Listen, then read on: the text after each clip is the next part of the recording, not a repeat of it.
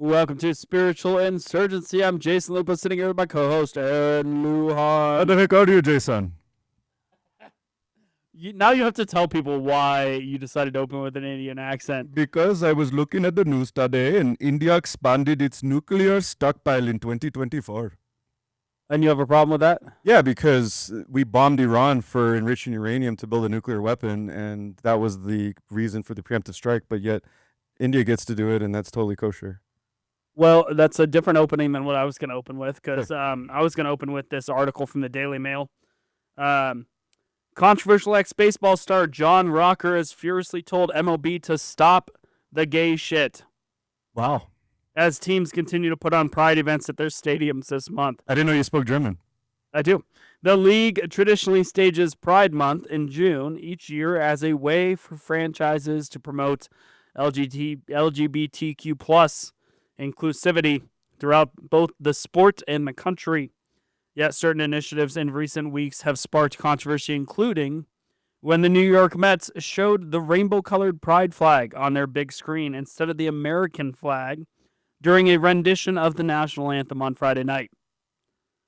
Los Angeles Dodgers players were also made to wear pride-themed hats during their game on Saturday, with one player writing a religious message on his to dispute that rainbows were created by God to serve that demographic. While the Boston Red Sox received a backlash after staging a pregame drag show earlier this week. And amid outrage over the heavy LGBTQ plus promotion, Rocker is hit out at MLB for lecturing baseball fans when they attend games. The former Atlanta Braves pitcher said on X, MLB needs to stop the gay shit. Baseball fans want a show, not a lecture. I agree with him. I saw that video of the New York Mets singing the national anthem to the pride flag. And I just instantly went like, what the hell is wrong with you people? This is why I 100% support the Texas Rangers, the only team that does not have pride events. Go Texas Rangers. God bless the Texas Rangers. God bless the Texas Rangers. There's Probably why they won a couple of years back. there's this crazy convergence of sports, because sports is culture, right? A very American part of culture. And we're seeing both forces collide, because for so long the oligarchs and the technocracy would leverage sports to push their agenda, right? We're going to wear pride flags, we're going to end racism at the end zone of NFL games.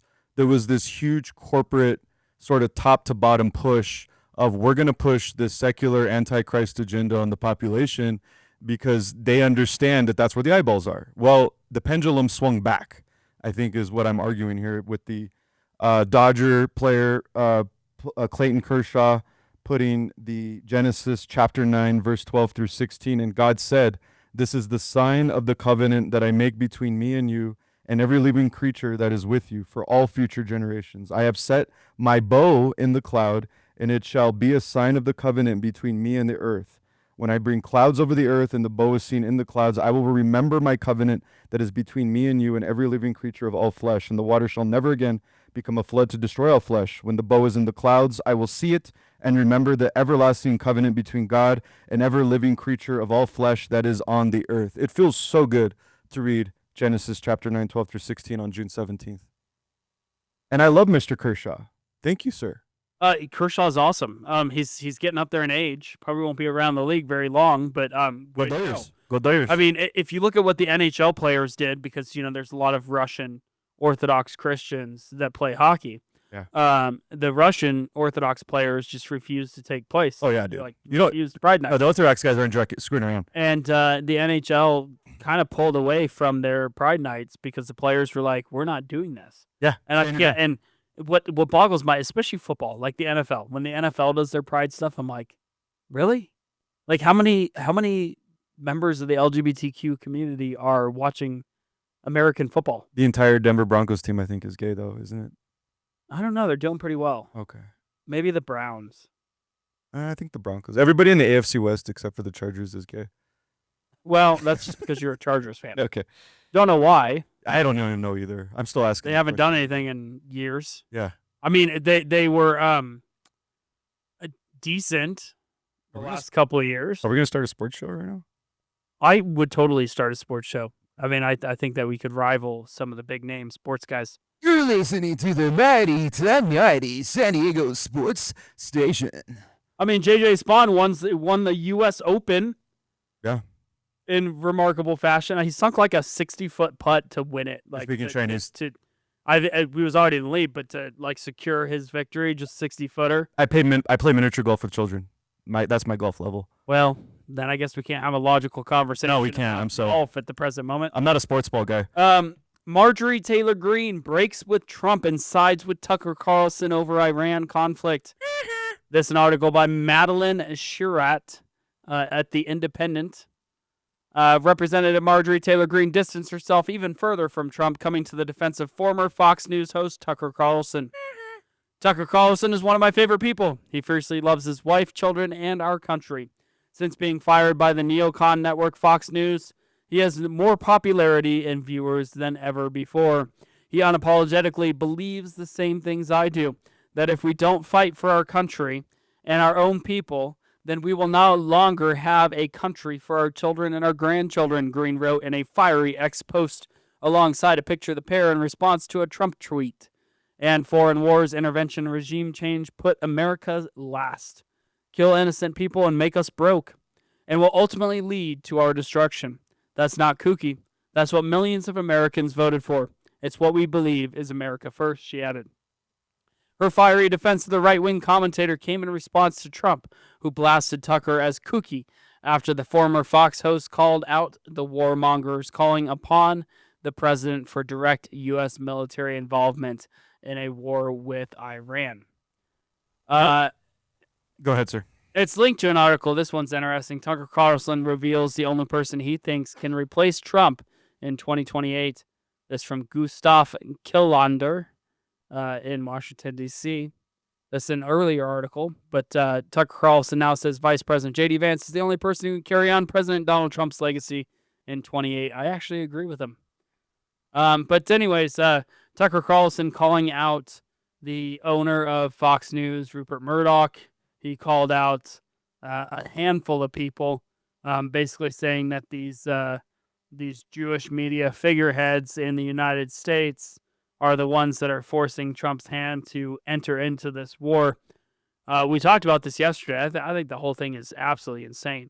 I would like to believe that the rhetoric coming out of the Trump administration, as per the usual, the rhetoric doesn't always match actions. The rhetoric is sometimes pretty hardcore.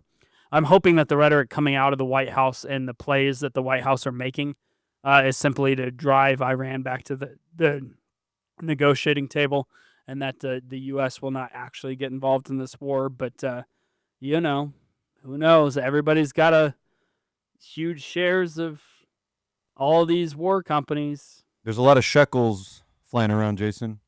Mark Levin ran to Washington begging for us to go to war. Lindsey Graham's begging to go to war. You have the establishment right, the neocon right, of course, confidently, dependably being pro-war. The way I'm looking at this, Jason, is right now we're witnessing three splits within the American right. And I think 5 minutes ago, there was really only two splits. Number one, you have the pro-Trump, America First MAGA faction that we're very familiar with. The America First, skepticism of NATO, Ukraine aid, anti-globalist. In terms of war, Trump has suggested he could broker peace quickly, favoring diplomacy over prolonged conflict.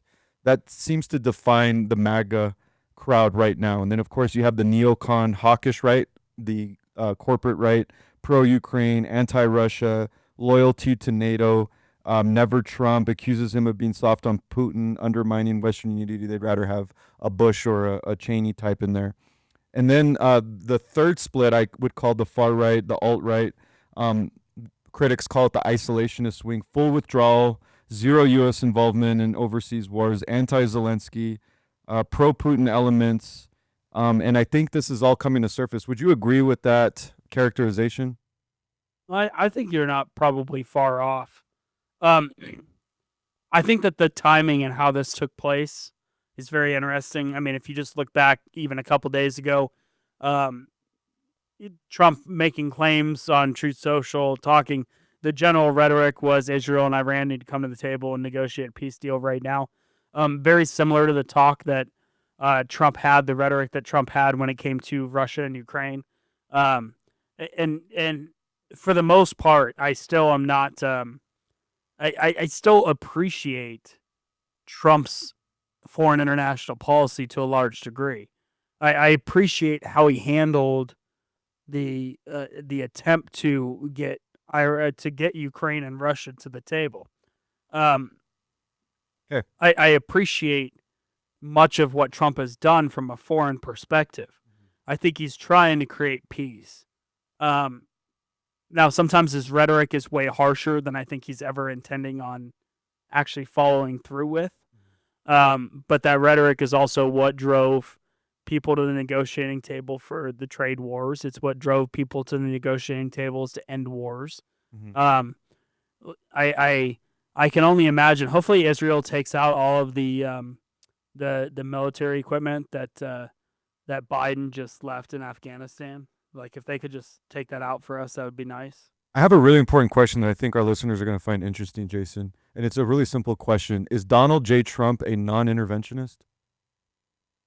Because I think that's a very important question. And while you're thinking about that, let Can me... you define interventionist? Just so they're on the same term. So I'm speaking in terms within the context of foreign policy. So there are two schools of thought in American foreign policy circles, which is we need to be the policeman of, and again, my bias is going to come through in explaining this. Clearly, I'm a non-interventionist. I ascribe to 2008 Dr. Ron Paul foreign policy, where there's two schools of thought. There's interventionist policy. We need to be the policeman of the world. We are the world's superpower, and it's our responsibility to be the good guy and make sure the bad guys behave, which means we can have 130 bases around the world, and huge portions of our budget need to be spent on military aid, both foreign and domestic. And then non-interventionist foreign policy I would define as constitutional, minding your own business, bringing the troops home, not meddling in the affairs of other countries, and reducing the defense spending. So I believe that almost every president in United States history has been an interventionist. I believe that Trump is probably the closest that we see that's not an interventionist. Very similar to, I think, kind of Reagan's take on trying to end the Cold War. So I can't say every president because I think Reagan was pretty non-interventionist. Trump has definitely some push in the way that he's trying to get to or change foreign policy or the outcome of these wars. That's different than I think we've ever seen. In Trump's first administration, his goal was to end all wars, bring all troops back home. And up until this point, today, June 17th, I would believe that he's in the same boat as he previously was. His goal was to end all wars, bring our troops back home. What he decides to do with this Iran situation is going to be very interesting in terms of it won't fall in line with the rhetoric that he's had in the past and his previous policy. A lot of people are characterizing that as showing his true colors, that he is beholden to the swamp. The usual suspects, the neocons, are still in control of the Pentagon and foreign policy and all the think tanks and defense spending, puppet masters, famously known as the swamp. Let me make this really clear, just from my perspective. Trump is unlike any president we've ever seen in the history of the United States.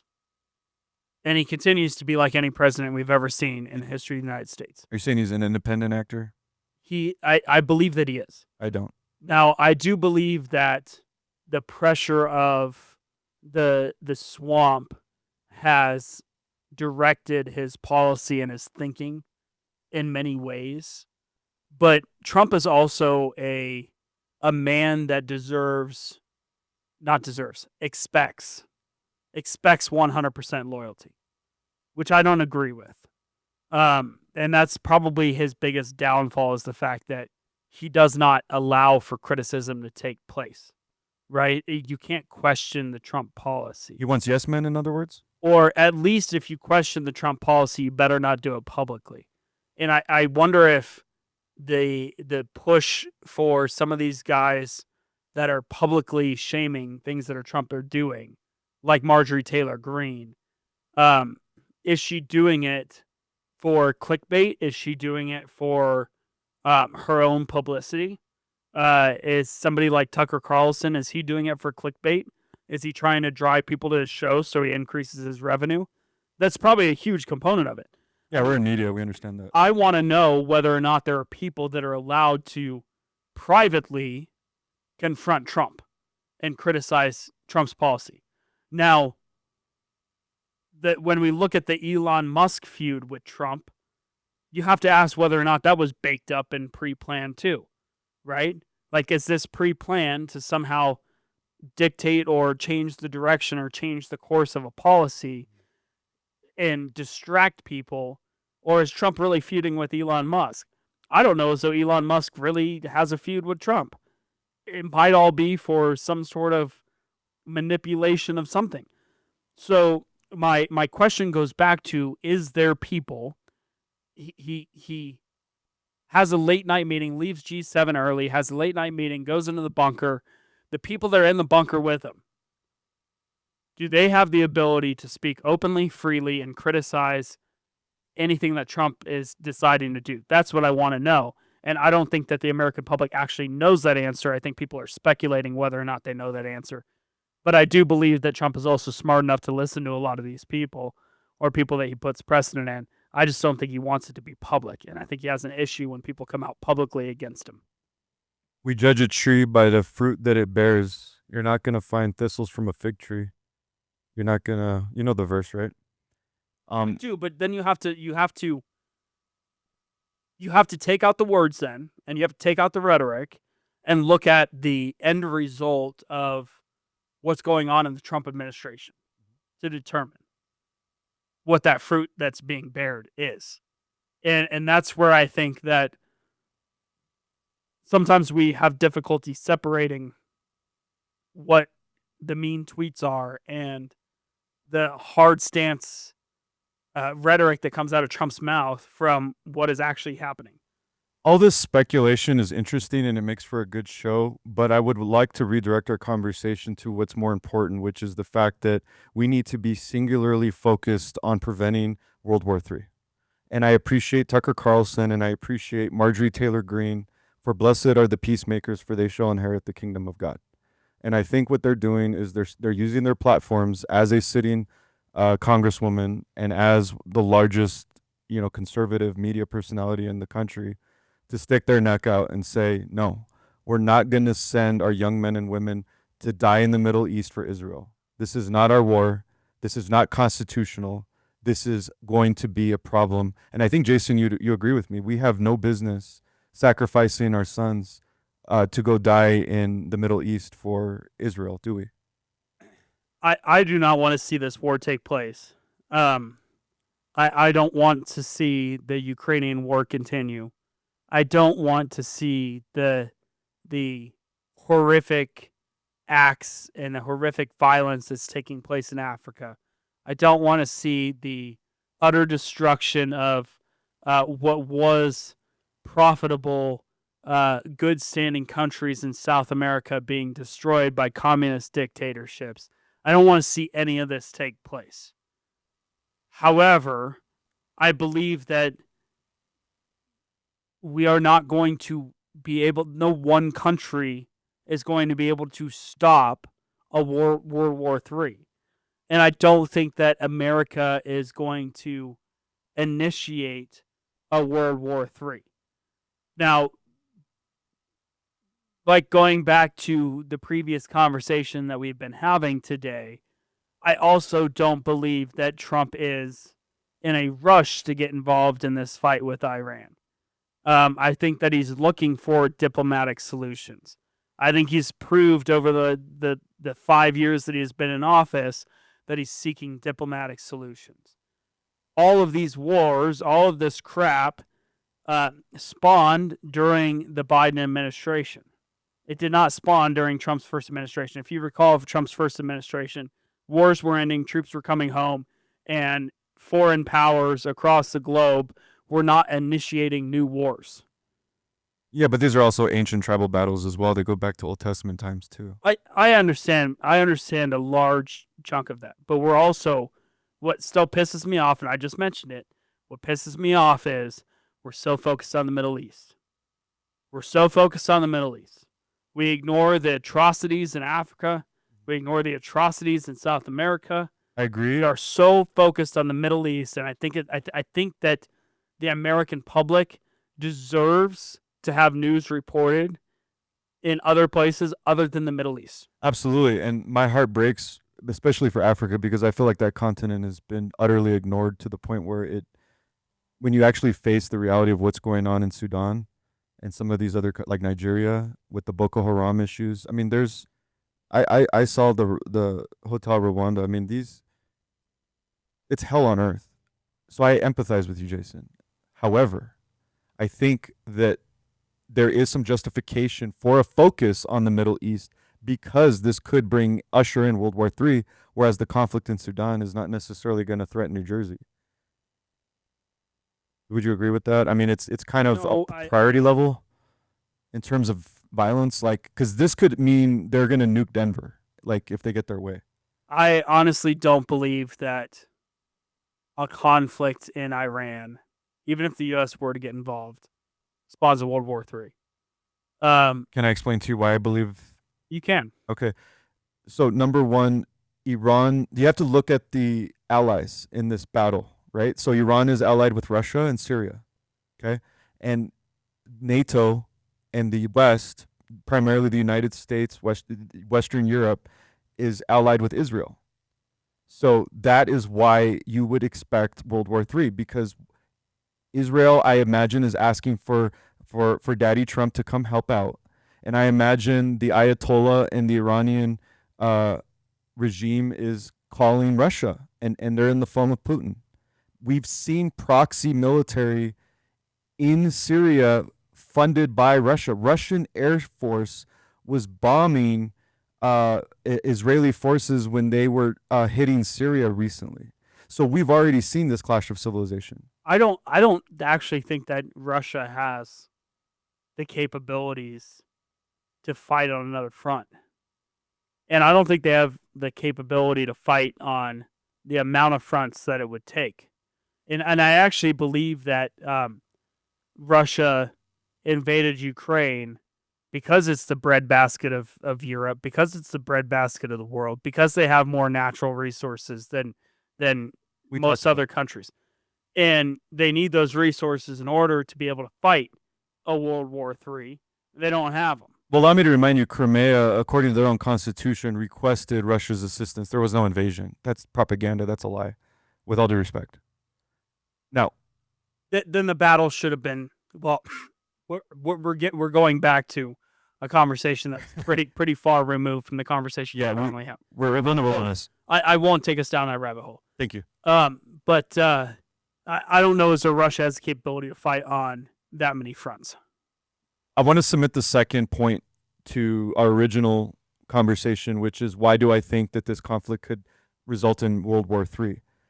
The southern border has been open and we've let in millions of illegals, and it's documented and proven that thousands of them are on terror watch lists. I have the numbers. I haven't memorized them, but I have, like Alex Jones says, I've got the documents. So if we've let in terrorists, I sound like George W. Bush, we're letting the terrorists coming into the country, what's to stop them from being to obey jihad, a call for jihad, lone wolf attacks? I honestly don't. So I don't see Trump as a warmonger. You'd have to show it to me with a whole lot of actions from the Trump administration that I don't presently see. He hasn't shown that he's a warmonger. Oh, I think that the concern is in 3 years when we have another election, if we do get a warmonger in there, and we have somebody that's itching to have a battle because they need to up their stock prices of, Raytheon needs some lunch Yep. money. then we may see some of this take place. I don't think we're going to see a ton of jihad in the United States uprise in a Trump administration. I think that if somebody like Hakeem Jeffries, if what's her face, Biden's vice president, Kamala Harris, her new logo is pretty ridiculous. You saw that. I'll put it on the screen right now. It's absolutely horrific. If you have children in the room, do not watch it. So, if somebody like one of those two get in office, I could see that we have some major issues. And, when you have the Pelosi bunch, the Clinton bunch, the Obamas that are going to profit largely from being involved in another world war and don't care about the American people, we have issues. Do I believe that anything that Trump's done in the last couple days makes him a not American first president?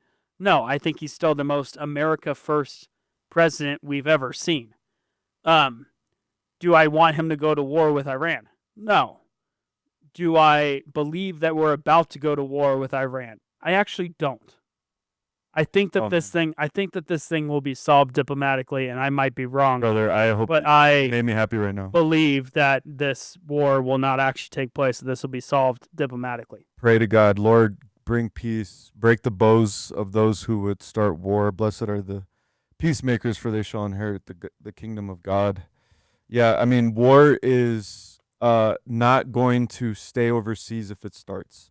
Ron Paul in 2008 especially talked a lot about this concept called blowback, and this is a term that was observed at the Central Intelligence Agency that was studied, looked at deeply. It was financed, well-financed study that basically made the point that if we engage overseas and we meddle in the affairs of other countries and we occupy their nations and we deprive them of their natural resources and we occupy them the way that my generation occupied Iraq, that violence will come back home. And that's going to come in the form of the people that have come into this country illegally and that are on terror watch lists committing acts of terror. And I want to talk about that because I think that's going to be the justification for the United States to enter the war, because Hegelian dialectic, problem, reaction, solution.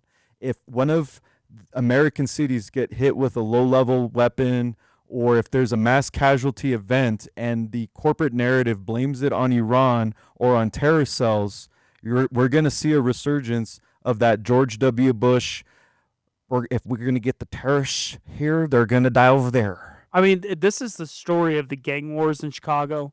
It's the story of the mobs. It's a story that's taken place for generations, and it's the idea that there's always going to be the want for some sort of retribution, right? So, we hit you, you hit back, now you killed my brother, now I'm going to go kill your brother, and so you killed my brother, so now I'm going to kill your uncle, and it just keeps going down the list. And then there's factories on fire, and there's things being blown up, and guns being drawn in the streets, and people dying innocently because of, random fire. This is what took place in the mob. This is what took place in gang wars. This is what's taken place with countries in the Middle East for a long time. Now, what has happened a lot of times is one country delivers an attack on Israel. Israel goes, we're going to strike back. The other country goes, if you strike back, they'll be hell to pay.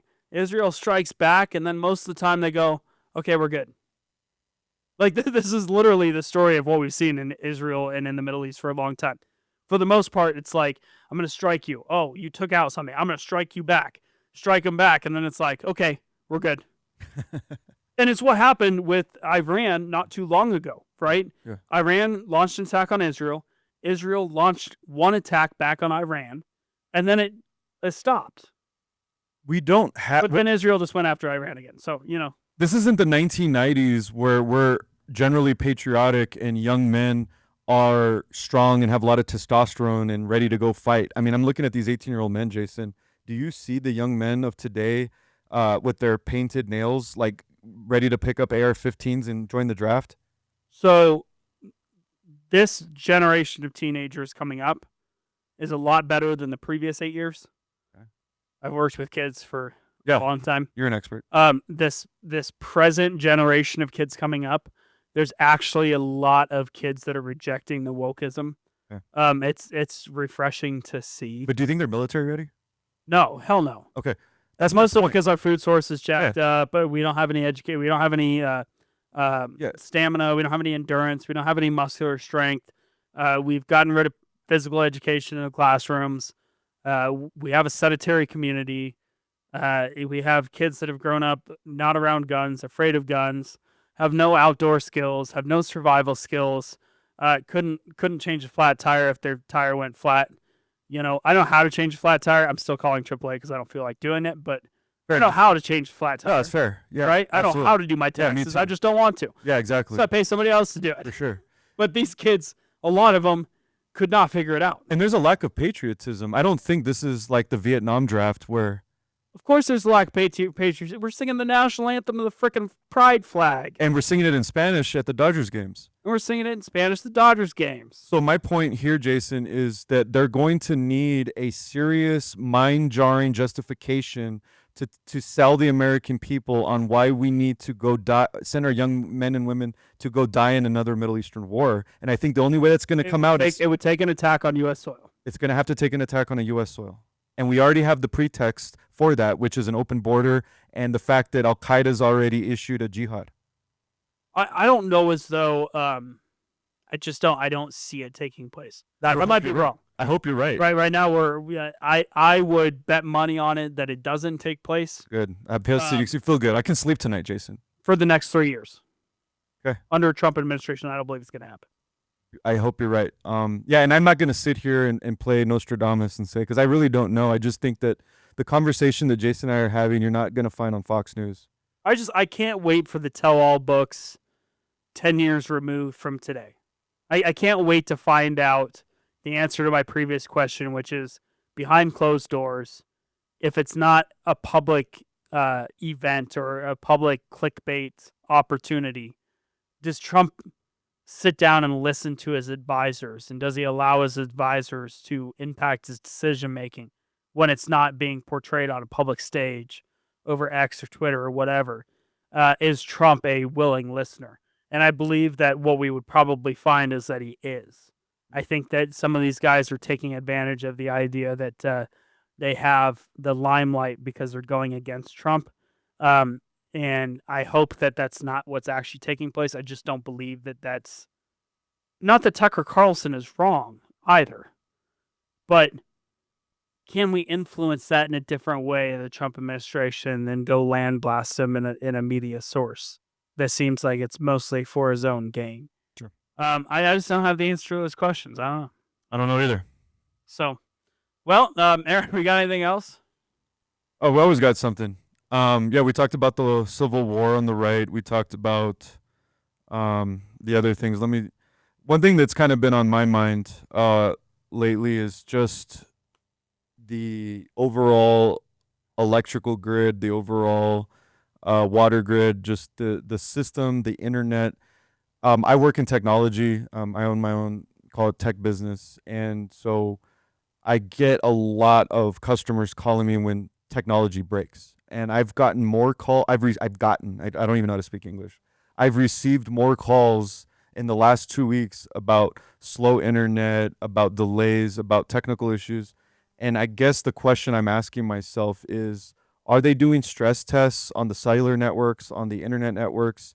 Because something that I've heard bubble up on the internet that I think would be very interesting to our viewers and listeners is this internet 9/11 theory, where they could really take over society, or they could really create the pretext for something like COVID if they're able to take down the internet. And I know that something as large of a task as that does require stress tests and does require beta testing. And I feel like I'm in a beta test with technology. Do you have concerns, Jason, about America's infrastructure? I mean, I recall not even 15 years ago the fear of an EMP attack. Yeah. And cryptocurrency makes this fear even larger, not smaller. And that's the one criticism I have with the cryptocurrency movement, is that we are becoming even more reliant on a technology system versus a barter system versus a weights and measure system.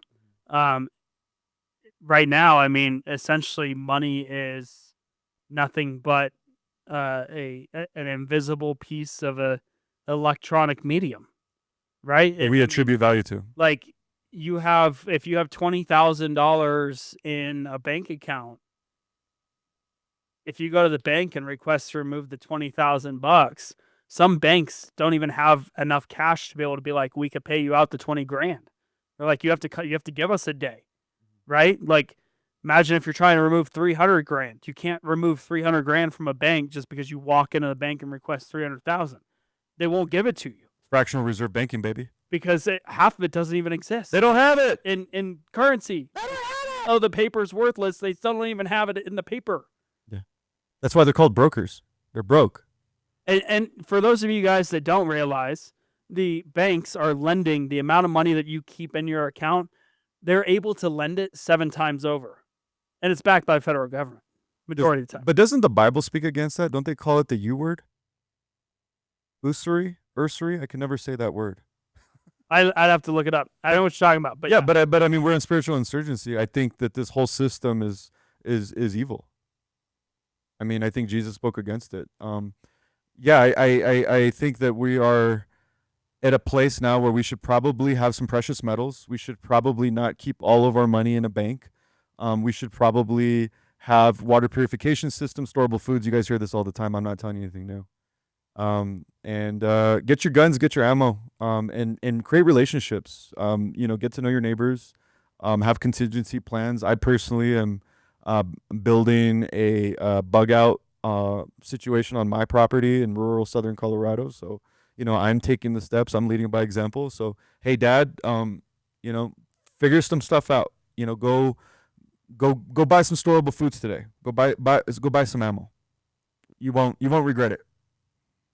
Well, this has been Spiritual Insurgency. Join us every day for more content. And make sure you join us on Saturday because we got some really juicy stuff for you. We're breaking the news story. Big Saturday. I will give a teaser. Jason and I both agree that the story that we're going to discuss on Saturday could potentially snowball into a national news story, and Spiritual Insurgency very well may be ground zero for this. So stay tuned. Saturday, 9 a.m., 100.7 FM. The video is going to drop on Rumble. The video is going to drop on YouTube. And then again at 10 a.m. on 670 a.m. if you're in Colorado. Again, 8 p.m., 670 a.m. if you're in Colorado. The videos, of course, are going to be archived on YouTube and Rumble. This is going to be massive. God help us. Pray for us because we are fighting literal demons with this story. We are 100%. Join us then. Join us every day. God bless. Peace.